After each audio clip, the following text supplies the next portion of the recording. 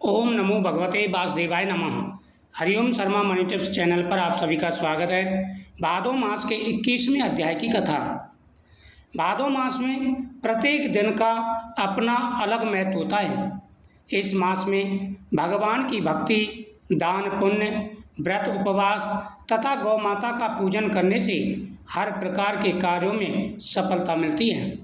जीवन में आ रहे सारे कष्ट दूर हो जाते हैं। इस महीने में जिस प्रकार से हम भगवान विष्णु का पूजन करते हैं, भगवान शिव का पूजन करते हैं, हमें गौ माता का पूजन भी करना चाहिए। गौ माता का महत्व सभी धर्म ग्रंथों में वर्णित है। उन्हें सभी देवताओं का निवास भी माना जाता है, यानी गौ माता के शरीर में सभी देवताओं का निवास भी है। एक समय की बात है, पृथ्वी पर अधर्म और पाप बहुत बढ़ गया था। लोग यज्ञ हवन और पूजा पाठ छोड़कर पाप कर्मों में लिप्त हो गए थे। पाप इतना बढ़ गया था कि लोगों ने पूजा पाठ हवन आदि सब छोड़ दिए, क्योंकि जब पाप बढ़ता है तो सबसे पहले क्या होता है, पूजा बंद होती है, भगवान का पूजन बंद होता है, हवन वगैरह बंद हो जाते हैं। इससे देवता निर्मल और कमज़ोर हो जाते हैं।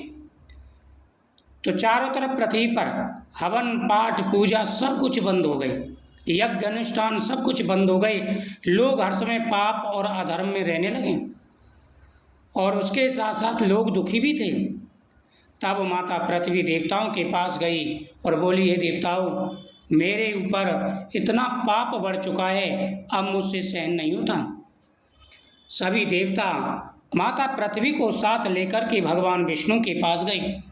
भगवान विष्णु क्षीर सागर में शयन कर रहे थे। सभी देवताओं ने हाथ जोड़ कर के प्रार्थना की कि हे प्रभु, पृथ्वी पर पाप का बोलबाला हो चुका है, चारों तरफ अधर्मी अधर्म नजर आता है। हे प्रभु, इस पाप से पृथ्वी का उद्धार करिए। हे प्रभु, पृथ्वी पर धर्म नष्ट हो रहा है, मनुष्य अधर्म में डूब गए हैं।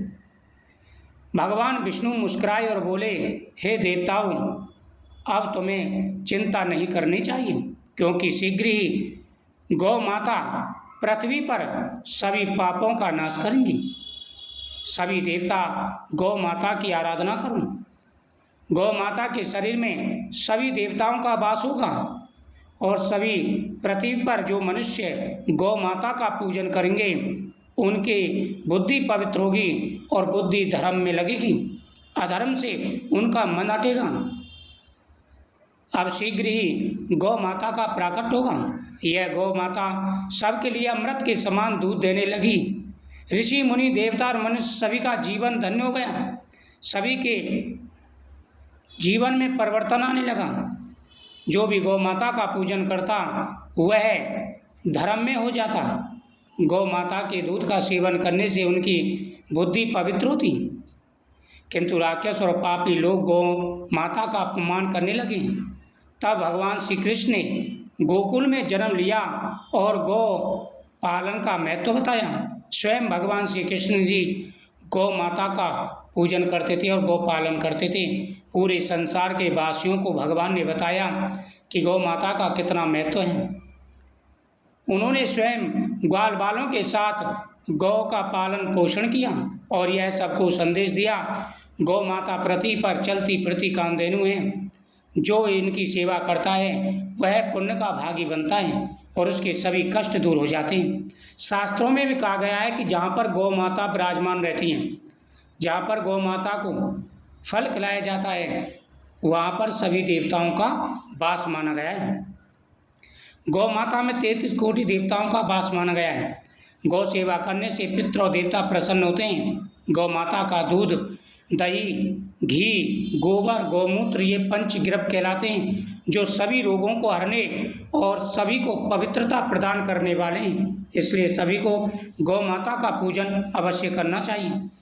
जो व्यक्ति प्रतिदिन गौ माता को जल, हरा चारा या रोटी खिलाता है, उसके घर में कभी दरिद्रता नहीं आती, उस व्यक्ति के जीवन में कभी कोई संकट नहीं आता। सच्चे मन से की गई गौ माता की पूजा सभी को धन्य करती हैं। सभी के जीवन में हमेशा खुशियाँ बनी रहती हैं और साथ ही साथ भगवान कृष्ण का आशीर्वाद भी बनता है।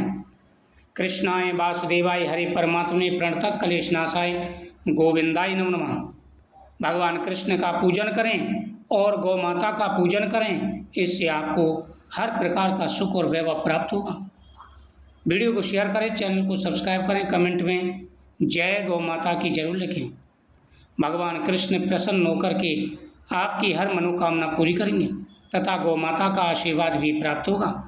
आ रही सारी परेशानियां आपकी दूर होंगी। जय गौ माता की।